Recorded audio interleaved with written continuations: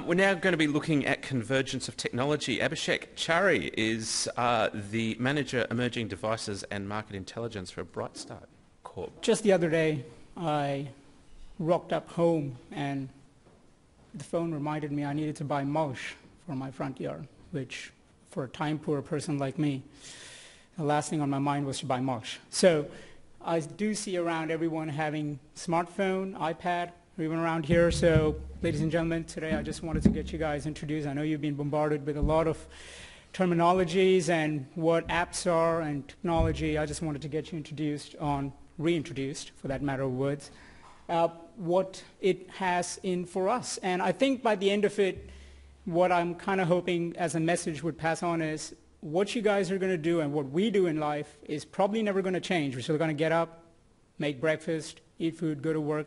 But how we do it would more often than not change. And that's where technology comes in to make life a little bit more simpler. Before I do go ahead, I'm not quite sure how many of you guys have heard of Brightstar, but just thought I'd give you a quick introduction. Our company looks into, or we play a major player in the wireless space.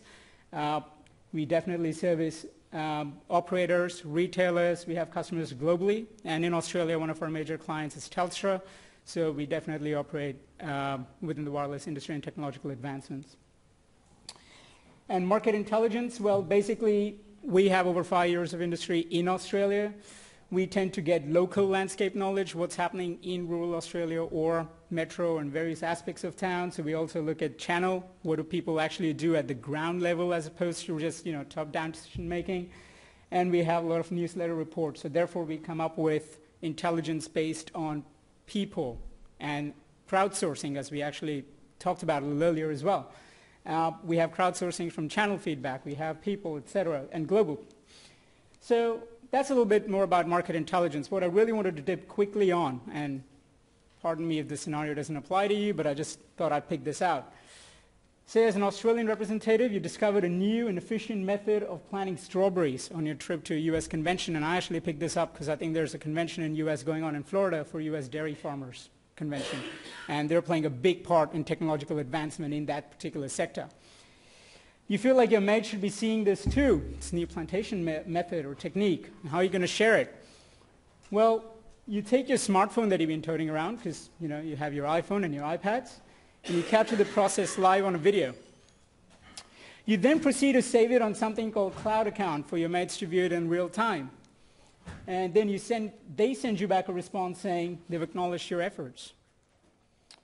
And you're relaxing back at the hotel. You're like, let me see what videos I have captured, because that's loaded real time, and your friends have seen it already. You want to you just start listening to some Jimmy Barnes in the background and sort of recover what you've just done. But more often than not, your process has not changed. You had the intention to share the latest and the greatest with your colleagues in real time, halfway across the globe. But what you've just realized is there's a bunch of technological stuff that's actually enabled you to do that in more real time than otherwise just writing a journal or book or something coming back in about 20 days and then narrating it back. And it also is great because they can have responses, feedbacks going two-way, three-way, and it actually builds up more of a little bit of conversation.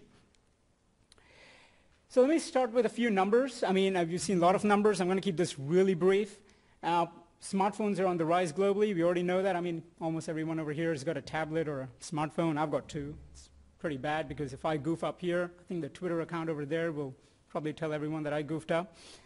So Australia is one of the key adopters in non-China APAC region, which is great. So we are adopting technology at a faster pace ever before. And iOS and Android seem to be winning the race currently on the smartphone proliferation. So that's for numbers. I promise not to go really nuts on numbers. I'm just going to keep this really more informative. Oh my God, look, I just goofed up. Is it on Twitter account?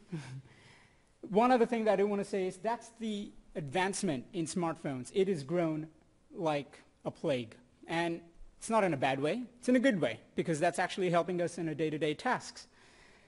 What we actually looked at was an app store. I mean, back in 2000, I had a Nokia 3210, one of the pictures you put up. It had a snake game on it. And a little bit later, they came out with a snake puzzle. That was actually an app, but none of us knew it. We're like, oh my God, there's a new time to kill and train. But it wasn't until Apple that the app actually got commercialized. And with Android coming into the picture, they both are absolutely dominating the app market. I mean, most of the developers coming out for an iOS app today will almost always come out with an Android app. How do I know that? I did a bit of search on horticulturist apps, and I took some sort of interest. Yes, I did order mulch, and then I said, oh, let me just check this out as well. And I found that there's quite a lot of apps on Android as well as Apple. And I believe there's one of your apps floating around there too, on Apple. So what do we take away? How we search the web is changing, may not change entirely. Yes, we do still want to see the entire web page on our tablet, but for quick snippets, for quick information, is it going to snow? Is there going to be a frost on my field tomorrow? Apps tend to do the job very, very nicely. They'll give you the information pretty much real time, which is what we want to know, not on Channel 9 or Channel 7 at 7 p.m. after Junior MasterChef. I'll eat out, I want to wait for that. That tends to give it to you straight away. And let's talk about telco wireless technology. Of course, we've heard about broadband at home and Wi-Fi and everything. I just want to cast a quick light. One of the other things that helped you in the scenario in US was the wireless technology. Now, there's a lot of these jargons, and some of you may be aware of it, some of you may not. And you're like, oh my God, I've been bombarded with this. Yes, it is too confusing.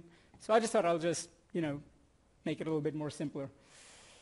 Back in the days, you sent a text message and made voice calls. Very good old simple life, We had 25 hours a day. Nowadays, we have 5 hours a day. That's how life was simple. Back then, these little jargons within the telco industry tend to help you out. GSM, GPRS, Edge. And who here remembers sending a text message to get the weather in 1999? I do. I remember I used to do that. Today, we just open up the app and it's there.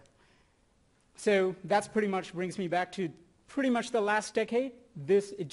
Data came in. We started sending really funny videos of ourselves in text messages. That was data propelled, and a lot of other things that the next-G network of Telstra enabled us to do. And tomorrow, it's only going to get faster. That's pretty much what LTE Advanced is going to do. These are jargons made up of 3GP associations and so on and so forth. Again, emphasizing on what you do may not change, but how you do it could very well change. Now let's quickly talk about tablets. Yes, it exists, and I think I'm seeing a lot over here too. So let's ask a few questions. Who here performs these tasks on their tablets? Out here. There, yeah, pretty much. And there'll be lots more. But predominantly, it's a big screen to perform these tasks, which you would otherwise do standing on a tram with one hand on the handle and one hand on your smartphone. Now you're sitting down on a chair, and you can do that with your two hands on a tablet. And in some cases, a tablet smaller you can do that with one hand.